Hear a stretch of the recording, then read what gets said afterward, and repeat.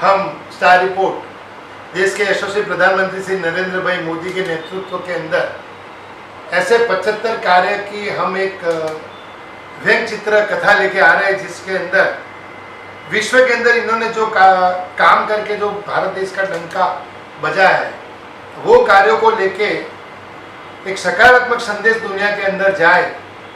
छोटी सी की उम्र के अंदर जिन्होंने बहुत सारी प्रगति की है, 500 साल के इतिहास में पहली बार राम मंदिर जो अभी भी बना है देश के यशस्वी प्रधानमंत्री श्री नरेंद्र भाई मोदी के नेतृत्व के अंदर। लेकिन जो मुहूर्त भगवान की प्रतिष्ठा का दिया था, एक 21 साल का एक बच्चा आज तो विश्व भर में जिनका नाम ही विश्व है, वो आज हमारे साथ मौजूद। हम बड़े भाग्यशाली हैं। विश्व के जो भगवान राम की अयोध्या में जो मंदिर बना है, वो प्रतिष्ठा का मुहूर्त विश्व ने ही दिया था। आप विश्व में बहुत आगे बढ़ो, ऐसी हार्दिक शुभकामनाओं के साथ मैं सुनीता से विनती करूंगा, भाई विश्व को माला से सम्मानित करें। संसार के पालनहार भगवान श्री राम मंदिर की प्राण प्रतिष्ठा का मुहूर्त प्रदान करने वाले महज 21 साल की उम्र में विश्व प्रख्यात बीज मंत्र महारथी विश्व बोरा ने स्टार रिपोर्ट मैगजीन के प्रधान संपादक हार्दिक हुंडिया के निवास स्थान पर सदिच्छा भेंट की। उनका अभिवादन एवं स्वागत करते हुए हार्दिक हुंडिया ने उनका सम्मान शॉल, माला और मोदी राज में हार्दिक बुक देकर किया। साथ में श्रीमती सुनीता हुंडिया उपस्थित थे। विश्व ने हार्दिक हुंडिया को मोदी राज में हार्दिक व्यंग चित्र बुक के लिए बहुत बहुत अभिनंदन देते हुए कहा कि हमारे देश के प्रधानमंत्री नरेंद्र भाई मोदी जी भी ये व्यंग चित्र बुक देखकर बहुत खुश होंगे। भारत देश का अमृत काल चल रहा है। अमृत महोत्सव के इस अवसर पर भारत देश के यशस्वी प्रधानमंत्री नरेंद्र भाई मोदी जी के कार्यों ने भारत देश का नाम रोशन किया है। उनके इन कार्यों में से 75 उम्दा कार्यों को स्टार रिपोर्ट के प्रधान संपादक हार्दिक हुंडिया के नेतृत्व में व्यंग चित्रकार राज पाटिल द्वारा रेखांकित मोदी राज में हार्दिक व्यंग चित्र बुक को तैयार किया गया है। विश्व के अंदर 500 साल के इतिहास के बाद भगवान रामचंद्र जी का जो मंदिर बना है, देश के यशस्वी प्रधानमंत्री श्री नरेंद्र भाई मोदी के नेतृत्व में ये जो कार्य हुआ है, वो 500 साल में कोई न कर पाया। भगवान राम का मंदिर और प्रभु राम के मंदिर की प्रतिष्ठा, जो प्रतिष्ठा यानी सबसे बड़ा एक महत्वपूर्ण जो अवसर है वो है। और वो भगवान की प्रतिमा की कितने बजे कहाँ प्रतिष्ठित करनी, एक 21 साल का बच्चा ज्योतिष शास्त्र के अंदर इतना नाम कमा चुका है कि 7 ज्योतिषियों ने जो मुहूर्त दिया था, वही भाई विश्व ने भी दिया। विश्व के अंदर छोटी उम्र में नाम कमाने वाला विश्व आज हमारे साथ मौजूद है। विश्व, आपका हार्दिक स्वागत है। विश्व, आपको कैसा लग रहा है जब आपको पहली बार फोन आया होगा कि भाई ये अयोध्या का मंदिर का मुहूर्त देना है, तो पहली प्रतिक्रिया क्या थी आपकी? प्रथम जब बात की जाए तो काफ़ी समय से इस कार्य में जुड़े हुए थे।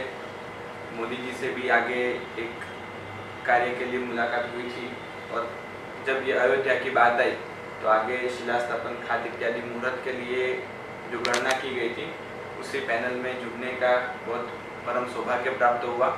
और दिन शुद्धि, समय शुद्धि की बात है तो कौन सा दिन लेना चाहिए इस मुहूर्त के लिए, तो 22 जनवरी 2024 का शुभ दिन नक्की किया गया। और ये दिन इसलिए क्योंकि जब आज से कई सौ साल पहले जब इंद्र महाराज अपने इंद्रासन पे विराजमान हुए थे, तब जैसी ग्रह व्यवस्था थी, ठीक उसी प्रकार की साम्य ग्रह व्यवस्था उस दिन बन रही थी, इसीलिए वो दिन दिया गया। साथ ही साथ उसके लिए जो समय लिया गया वो भी अति सूक्ष्म था, जिसमें सारे ग्रह उच्च स्थिति के थे। तो इस अच्छे मुहूर्त में इस बड़े कार्य संपन्न हुआ और बहुत ही विधिपूर्वक सांगोपांग उल्लास के साथ प्रतिष्ठा संपन्न हुई। आपने कभी सोचा था कि इतनी छोटी उम्र के अंदर भगवान रामचंद्र जी का मंदिर का प्राण प्रतिष्ठा करने का मुहूर्त का अवसर आपको मिलेगा? Actually it is a milestone for me. ये मेरे लिए एक बहुत बड़ा सौभाग्य है, मेरे लिए बहुत बड़ा एक अचीवमेंट है कि इस बड़े कार्य में एक अभिन्न अंग बनने का मुझे मौका मिला।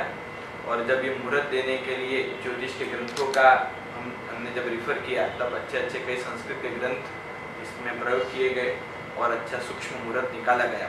ऐसे बोला जाता है कि जैसे जब कोई बालक का जन्म होता है तो उसके समय पे बनी हुई जन्म कुंडली उसके पूरे जीवन पे, उसकी पूरी लाइफ पे एक इफेक्ट देती है, एक असर देती है। ठीक उसी तरह कोई मुहूर्त में किए गए कार्य, इसमें भी स्पेसिफिक प्रतिष्ठा का कार्य जो कई सौ सालों के बाद संपन्न हो रहा है, और वो भी मोदी जी के अथाग प्रयास से, तो वो जो कार्य है उसमें प्रभु श्री राम की अयोध्या में पुनर्जन्म की एक विधि यानी पुनः स्थापना हो रही है, प्रतिष्ठा हो रही है।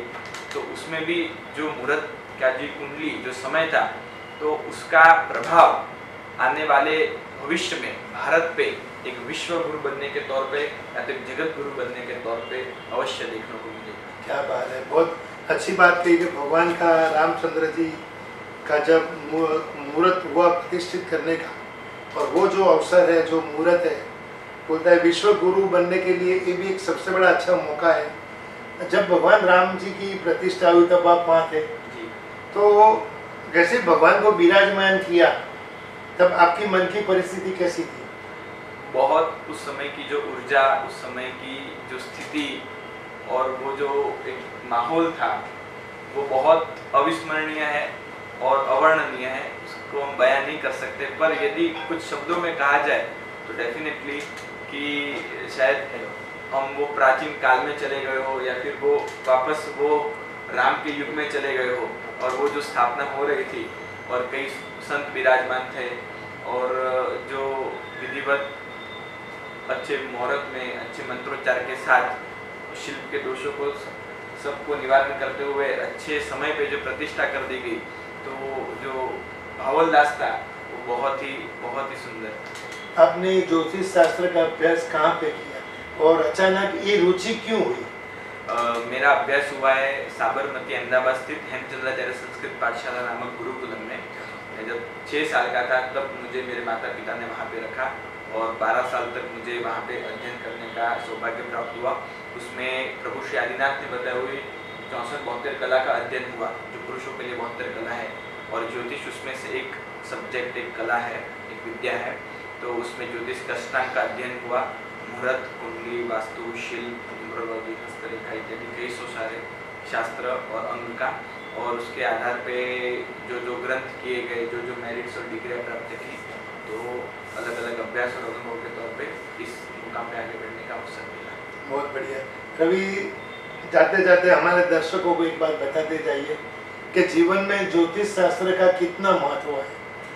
ज्योतिष यानी एक मार्गदर्शन है। यदि व्यक्ति को सही मार्गदर्शन मिल जाए, सही रास्ता मिल जाए, तो वो कैसे आगे बढ़ना वो बहुत ही निश्चिंत होकर तय कर सकता है। जैसे बोलते हैं कि भाई कोई आदमी 10-10 फुट के 10 कुएं खोदे और 100 फुट का एक, तो उसमें से कई सारी समय, शक्ति, संसाधन की बचत होती है और अच्छा रिजल्ट मिलता है। तो वो चीज़ हम ज्योतिष के माध्यम से प्राप्त कर सकते हैं कि कब व्यक्ति को क्या करना, कैसे करना, क्यों करना, किस तरह करना, वो सब जो माध्यम है वो ज्योतिष है, जो मार्गदर्शन है, एक नैमित्तिक शास्त्र है। और आजकल ज्योतिष की विधाएं बहुत लुप्त होती चली है, लोग को आज अंधश्रद्धा का विषय बन चुका है। पर एक्चुअल यदि शास्त्र के मुताबिक ज्योतिष का अध्ययन या अध्यापन हो और लोग उसके साथ जुड़े, तो ये निश्चितपणे हम कह सकते हैं कि ये एक गेम चेंजर हो सकता है कोई भी व्यक्ति के लिए, किसी की भी लाइफ रूटीन के लिए। रवि, विश्व जब ये कोरोना की परिस्थिति इंडिया में आई, तब मेरे ख्याल से किसी ज्योतिष ने ऐसी आगाही नहीं की थी कि ऐसी स्थिति आने वाली है। बन सकता है कि नहीं की ऊपर कई मतलब पता चल सकता है, क्योंकि जब भी मकर राशि में गुरु और शनि की युति होती है तब कोई ना कोई ऐसी स्थिति आती है, चाहे वो पैंडेमिक हो या कोई सुनामी हो या कोई बड़ा रिसेशन हो या तो अर्थक्वेक हो या तो कोई भी ऐसी चीज़ कि जो भारत को या भारत की अर्थव्यवस्था को विचलित कर दे।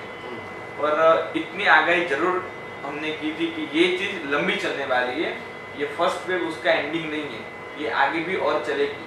ये चीज़ ग्रहों के गोचर के मुताबिक प्रिडिक्शन हमने तब किया था और वो यथार्थ भी हुआ। धन्यवाद। जाते जाते भाई रवि, ऐसे तो आप ज्योतिष शास्त्र के एक विद्वान बाल युवान को ज्योतिष, मतलब इतनी छोटी उम्र में ज्योतिष शास्त्र इतना बड़ा नाम कमाना, नाम भी विश्व और विश्व में नाम कर दिया। आप बहुत आगे बढ़ो।